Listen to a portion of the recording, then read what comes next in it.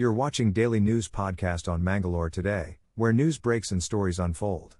From the latest updates to in-depth analyses, we're here to keep you informed and engaged. Let's get started. In a heartfelt tribute to Dr. B.R. Ambedkar on his 134th birth anniversary, Karnataka Legislative Assembly Speaker U.T. Khader emphasized the paramount importance of governing in alignment with the principles of the Constitution. Speaking at the celebration in Mangalore, he underlined that the Constitution, crafted under Dr. Ambedkar's leadership, serves as a panacea for the nation's challenges. Khader highlighted the significance of embodying Dr. Ambedkar's ideals in daily life and familiarizing oneself with the Constitution. MP Brijesh Chowda, the chief guest, lauded Dr. Ambedkar's pivotal role in fostering unity and progress for marginalized communities, propelling India to be the world's fifth-largest power. The event also recognized high-achieving students and distributed symbolic approval letters for beneficiaries of various schemes.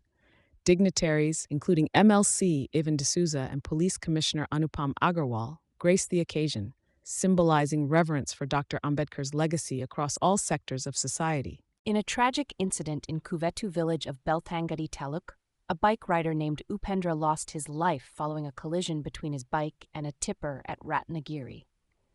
The accident occurred on the Guruvayanakare Upanangadi Road. Upendra, aged 29 and hailing from Tirthahalli, was heading to Upanangadi with his colleague Mohan, who fortunately sustained minor injuries. Both were employees of a private firm. The Belthangady police have initiated an investigation into the case. Our thoughts and prayers are with the families of the victims during this difficult time. The Mangalore Vishwavidyalaya, MV, is under scrutiny for allegedly misusing Rs. 7 crore from the Rashtriya Uchatar Shiksha Abhiyan RUSA 1 fund meant for constructing boys and girls hostels. The expert committee found no hostel buildings on campus and was misled about the fund diversion. A show cause notice has been issued, recommending recovery of the misused funds and penalties. The new Higher Education Secretary will review the matter. The RUSA funds should be used as allocated, with 60% from the center and 40% from the state. The University VC has ordered an internal inquiry. Higher Education Minister Dr. M.C. Sudhakar stated that the government awaits the university's inquiry report for further action. In a major crackdown, police in Manipal arrested a man for selling Ganja in Devarakolli village. The accused, identified as Arib Ahmed from Bhatkal, was apprehended following a tip-off from the public. The police confiscated 7.304 kilograms of ganja valued at 5.75 lakhs, along with 2 mobile phones. During interrogation, the accused confessed to sourcing the illegal substance from Vijayawada, Andhra Pradesh. The authorities are conducting further investigations into the matter. In a recent incident at Devarakolli, a car accident took place after the driver lost control of the vehicle. Upon inspection, packets of ganja were discovered inside the car on Saturday evening. The car was en route from Periyapatna to Puttur via Madikeri when it overturned at Devarakolli. Local residents who came to assist found the illegal substance in the vehicle and promptly alerted the Madikeri Rural Police Station. Subsequently, the police reached the scene, apprehended the passengers from Puttur, identified as Fajuddin, Mustaq, and Jabir, and confiscated the packets of ganja for further investigation. In a recent incident, a fire broke out at a hotel near Bendorewell in Mangalore. The fire started in the kitchen of the Royal Treat restaurant while food was being prepared by the staff. Fortunately, the fire brigade arrived quickly and extinguished the flames, preventing further damage. Despite their efforts, the kitchen suffered significant losses due to the fire. The cause of the fire is currently under investigation. In a breaking news update from Udupi, the owner of Sri Ramabhavan Hotel in Thenkapete, Ajith Kumar, has gone missing.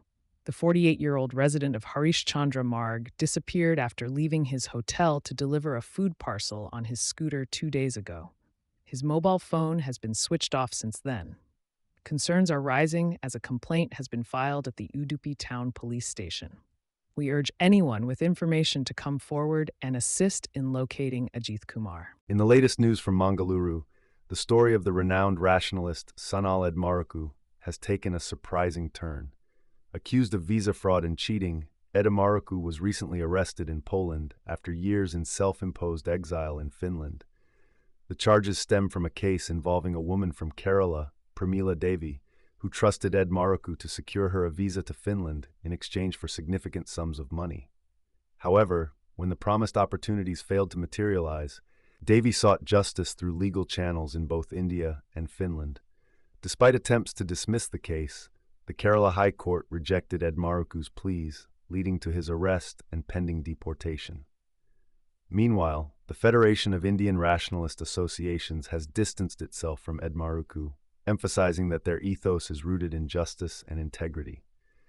As the rationalist community weighs in on the unfolding events, support seems to lean towards the victim of the alleged fraud rather than the accused. Stay tuned for further updates on this evolving story.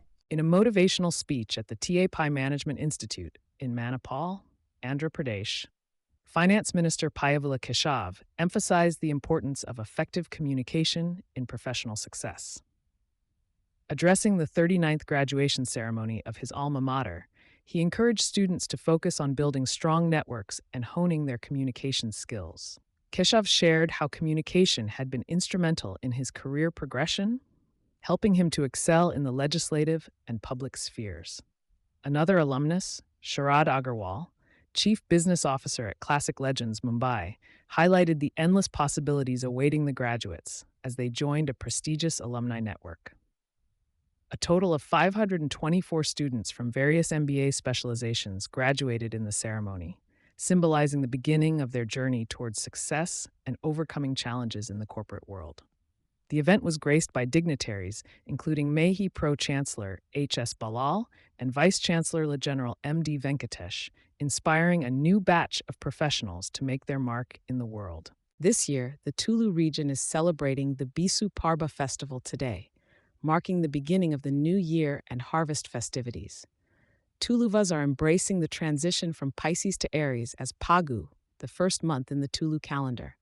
The day is filled with rituals like laying kani, offering tribal offerings, and praying for prosperity in the coming year. Families are coming together, waking up early, and seeking blessings from their elders. Traditional dishes are prepared and enjoyed as a sign of good fortune. Temples and homes are adorned with Bisu Kani, symbolizing abundance and prosperity. The Bisu Parba festival is a time for unity, reflection, and gratitude towards nature and the blessings received in the past year. Admission season has kicked off for deemed universities and autonomous degree colleges in Dakshina Kannada and Udupi districts following the announcement of second pre-university examination 1 results on April 8. However, 150 colleges affiliated to Mangalore University are waiting till August to start their admission process post the semester results in July. To avoid losing students, University College, Mangalore has been allowed to begin admitting students immediately. The college has even introduced a new BCA course, receiving 36 applications already. St. Aloysius, Nita, and Yenapoya universities, along with autonomous institutions like Alva's College, St. Agnes College, and others, have started their admission process for various undergraduate courses. St. Aloysius has already opened admissions for 6 core courses and plans to begin classes for first-year degree courses from June 16th. However, concerns arise over potential cancellations post-common entrance test results for professional courses in May. Autonomous colleges like Alva's could face significant impact from such cancellations. The gap between second PU1 results and the new academic year in August may lead to a loss in student admissions for colleges affiliated with Mangalore University, as expressed by the Association of Mangalore University College Teachers. In a major breakthrough, the Bengaluru police have apprehended a suspect in connection with the molestation case that shocked the city last week.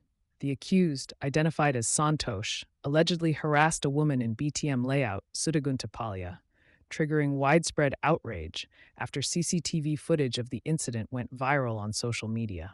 Following a week-long manhunt spanning 3 states and involving scrutiny of nearly 700 CCTV cameras, the police succeeded in nabbing the suspect as he attempted to flee to Tamil Nadu. The victim and her friend, though located by the authorities, have opted for privacy and declined involvement in the investigation. The incident took a political turn with Karnataka Home Minister G. Parameshwara's controversial remark, drawing criticism from opposition parties. The minister later issued an apology, asserting his commitment to women's safety and expressing regret for any hurt caused by his statement. The accused has been booked under relevant sections of the law, bringing some semblance of justice to the victim in this distressing case. A tragic plane crash in upstate New York claimed the lives of 6 individuals, including an Indian-origin family with remarkable achievements.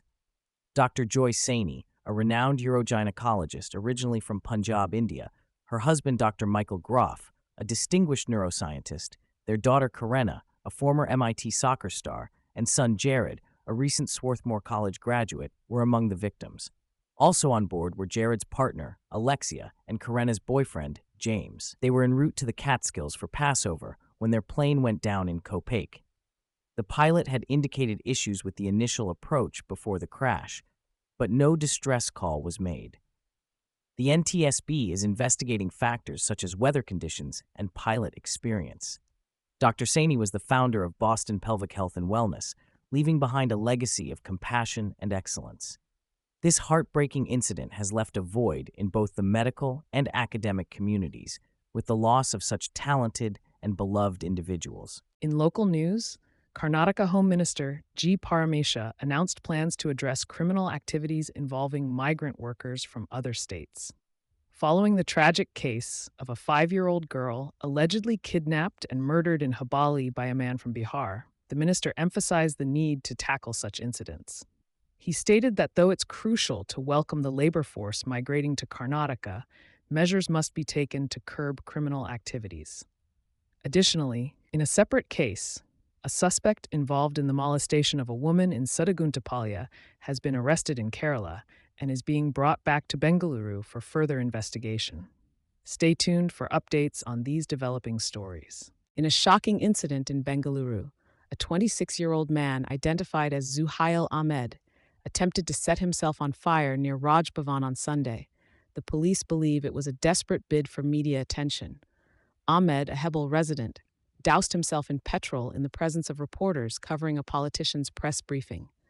Quick intervention by reporters prevented a tragedy as they snatched away the petrol bottle from him. Ahmed, who did not possess a matchbox or lighter, was subdued by bystanders who poured water on him before handing him over to the police. The police have filed a case against him for causing public nuisance. Ahmed, alleging assault by his wife, had earlier faced legal action under IPC Section 498A. He works as an engineer in a private company in Hebel, while his wife resides in Chikkabalapur. In a recent development, Bollywood superstar Salman Khan has received yet another threatening message. The Mumbai police reported that the death threat was sent via WhatsApp to the official number of the Worli Transport Department. The message explicitly mentioned plans to harm Salman Khan at his residence and blow up his vehicle with a bomb. The Worli police station has registered a case regarding this alarming threat. The police are currently investigating the matter further to ensure the safety and security of the actor. Stay tuned to Mangalore today for more updates on this developing story. In a sad news from Bengaluru, veteran Kannada actor Bank Janardhan breathed his last at 75 in a private hospital.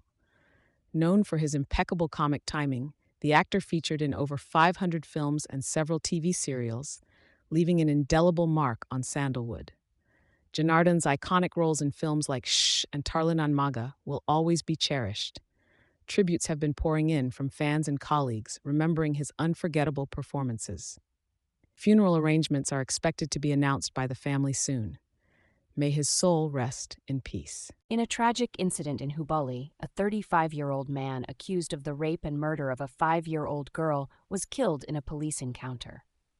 The accused, Nitish Kumar, reportedly attacked the police team during the arrest, resulting in the fatal shootout.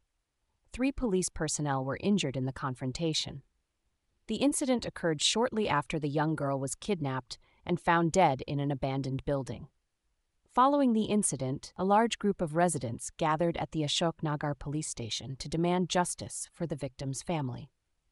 Police Commissioner N. Shashi Kumar assured that legal action would be taken once the identity of the accused is confirmed. Prior to this, protests were held in various parts of Hubballi by different organizations, highlighting the community's outrage over the heinous crime. In Chikmagaluru, senior member of the Legislative Council, C.T. Ravi, sparked controversy by questioning the minority status of Muslims in the state. Ravi emphasized that Muslims, being the second largest population in Karnataka, should not be classified as a minority. He criticized the Congress government for not disclosing the caste census report and highlighted the diversity within the Muslim community, pointing out issues of untouchability and caste differences. Ravi reaffirmed BJP's commitment to social justice and reservations, while accusing the Congress party of spreading misinformation about the Waqf Amendment Act. He vehemently stated that properties rightfully belong to Waqf should be protected from encroachment and cautioned against attempts to divide Hindu society along caste lines. This statement by C.T. Ravi comes amid ongoing debates and legal proceedings regarding reservations and minority rights in the state. Mangalore, April 14, 2025. Vijay, the Tamalaga Vetri Kazhagam president, has approached the Supreme Court challenging the constitutionality of the Waqf legislation. The Supreme Court bench, led by Chief Justice of India Sanjeev Khanna, is set to hear over a dozen petitions on April 16, including ones from AMIM leader Asaduddin Owaisi and AAP MLA Amanatullah Khan. The center recently notified the Waqf Amendment Act, raising concerns among various political parties and Muslim bodies. The All India Muslim Personal Law Board, Jamiat Ulama-e-Hind, DMK, and Congress MPs, along with others, have raised objections to the amendments, arguing they infringe upon the rights of Muslims. Chief Owaisi criticized the legislation for removing protections from Waqfs, while the Association for the Protection of Civil Rights has challenged the law's constitutional validity. Stay tuned to Mangalore Today for further updates on this developing story. We thank you for watching today's news roundup. To dive deeper into our stories, please visit our website at mangaloretoday.com. And to never miss an update from us, click that subscribe button. Here's to staying connected. Good evening.